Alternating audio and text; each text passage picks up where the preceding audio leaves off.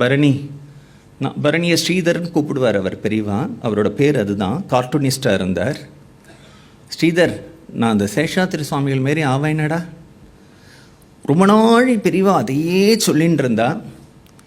அப்புறம் மடத்துக்கு எதிர்த்தா மாதிரி கங்கனா மண்டபம் இருக்குது. ஒரு நாள் சாயங்காலம் அங்கே 4 மணிக்கு பெரியவா வந்து உட்காந்துருந்தார். மடத்துக்குள்ளேயே வரல. ராத்திரி 8 மணி ஆச்சு, 9 மணி ஆச்சு, 10 மணி ஆச்சு. கூட இருக்கிற பாலு வந்து சொல்கிறார், பெரியவா அனுஷ்டானத்துக்கு நாழியை எடுத்து இங்கேயே உட்காந்துருக்கேளே. இல்லை, சேஷாத்திரி சுவாமிகள் மயானத்தில் தபஸ் பண்ணிட்டுருக்கார். அவர் இந்த பக்கமாக தான் போகிறார். அவரை தரிசனம் பண்ணிவிட்டு நான் மடத்துக்குள்ளே வரேன் அப்படின்ட்டு. அப்படி அதனால சேஷாத்திரி சுவாமிகள் இல்லைன்னு நினைக்க வேண்டாம், இன்றைக்கும் இருந்துட்டுருக்கார். மகா பெரியவா சொல்கிறார், அவர் மயானத்தில் தபஸ் பண்ணிட்டுருக்கார். இந்த வழியாக போக போகிறார்.